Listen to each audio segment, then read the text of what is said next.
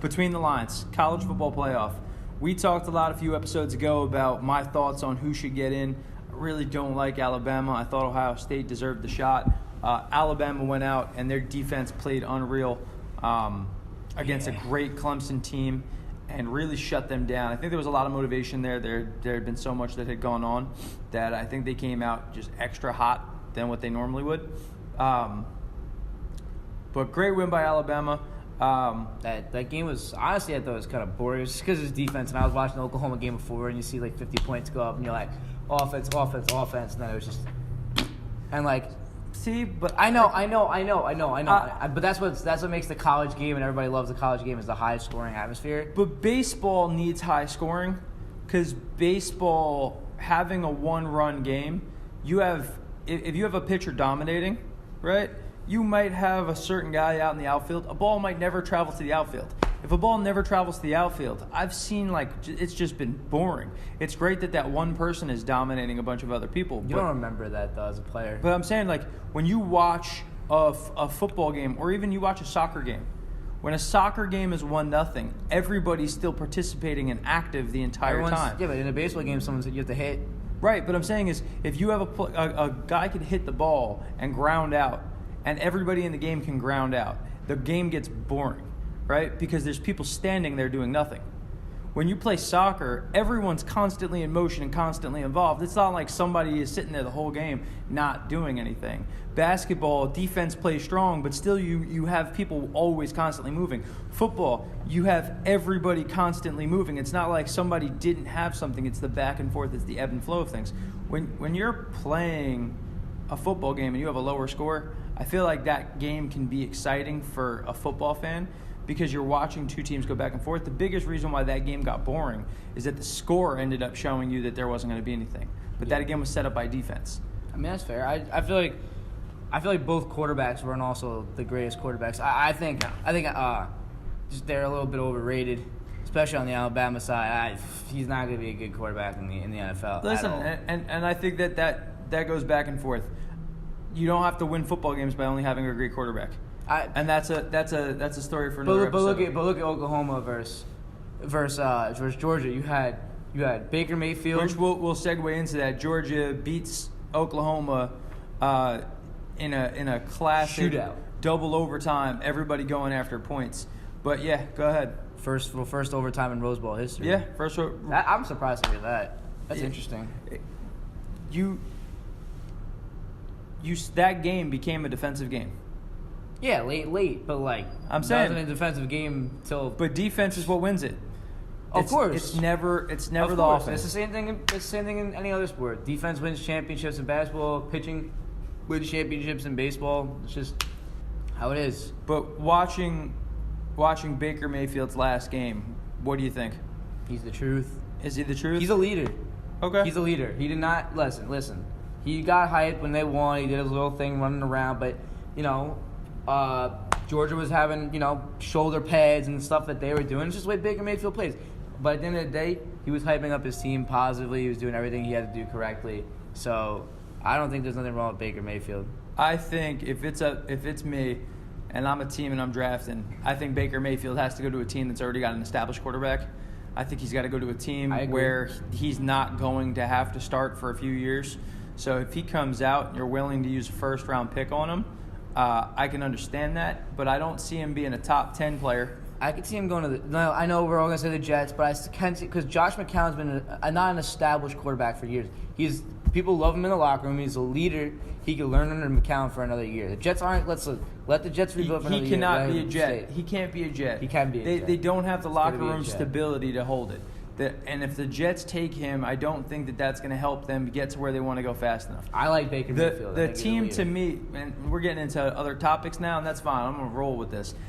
You know who might be a super genius, a mad genius, and we're all bashing on him now? Bill Belichick. Oh, of course. Bill Belichick, I could see drafting a guy like Baker Mayfield.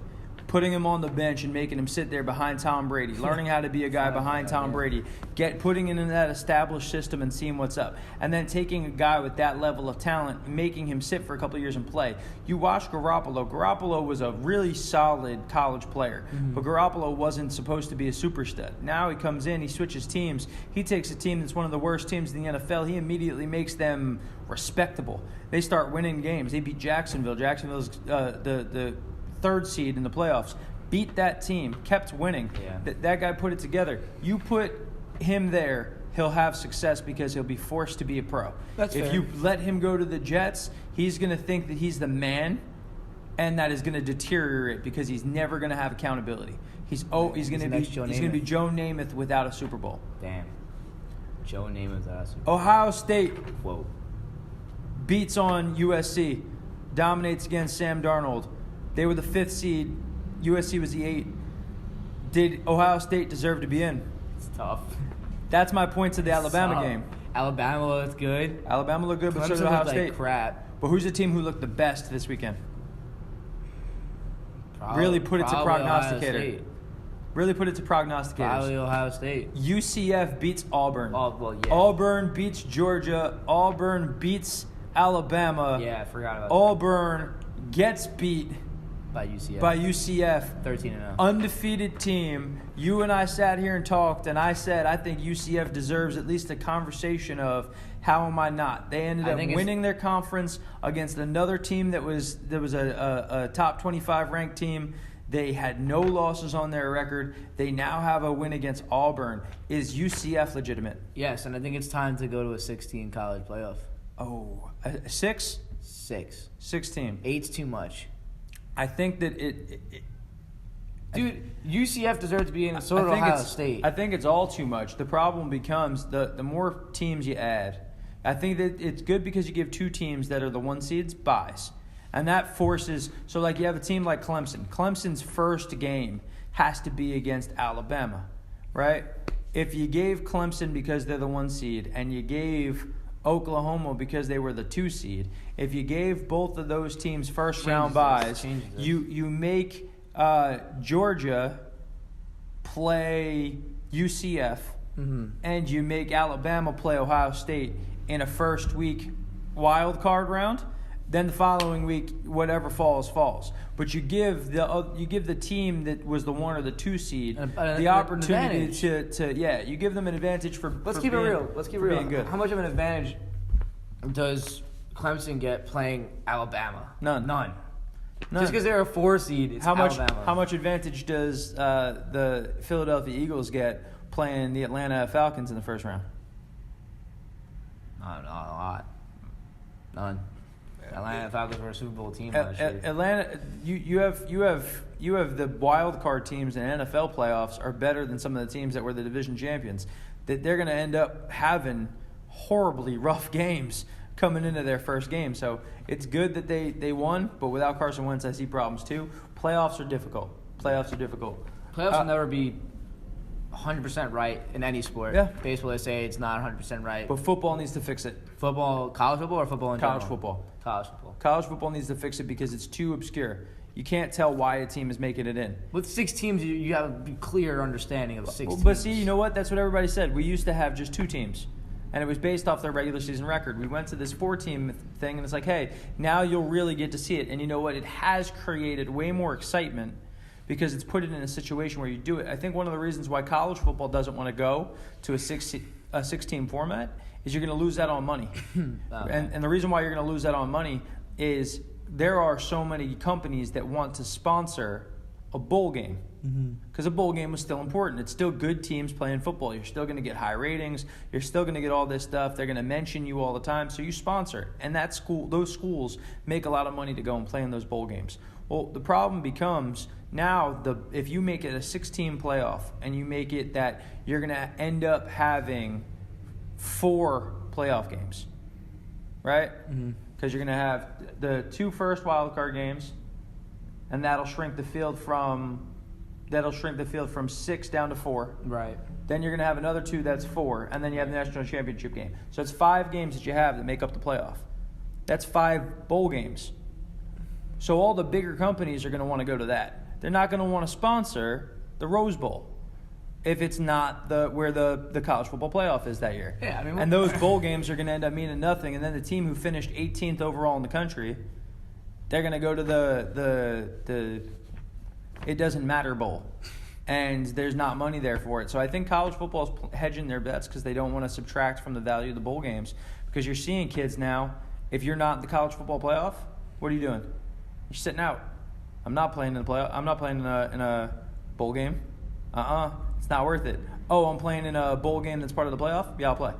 Yeah. And it now has devalued. That's how I would feel. It's like you're playing a consolation game if you're in any other bowl. Like, it doesn't matter. Right. I feel like it used to be like, before the college football playoff, no matter what, you're in a bowl game. Bowl game was your own personal playoff. Yes, you had the championship game, but the Rose Bowl was almost just as much important as being it was invited to any of the other bowls was important. Meant that you were good and now they liked like you. Crap. Now it's just like, hey, you made it. We're gonna put this bowl together for you because we'll make money off of you. But it's a game that doesn't mean anything. So like I understand with the players not playing in bowl games. You got hurt that one game and you lost. Yeah, I'm hearing guys say, oh no, they should play in a bowl game. It's your brothers. It's this, and it's like I don't understand. The season's over. The bowl game is only for money for the school and for the sponsors. It has nothing for the kids. The kids did everything they could to try to make it to a playoff. They didn't make it. They won their conference championship. Guess what?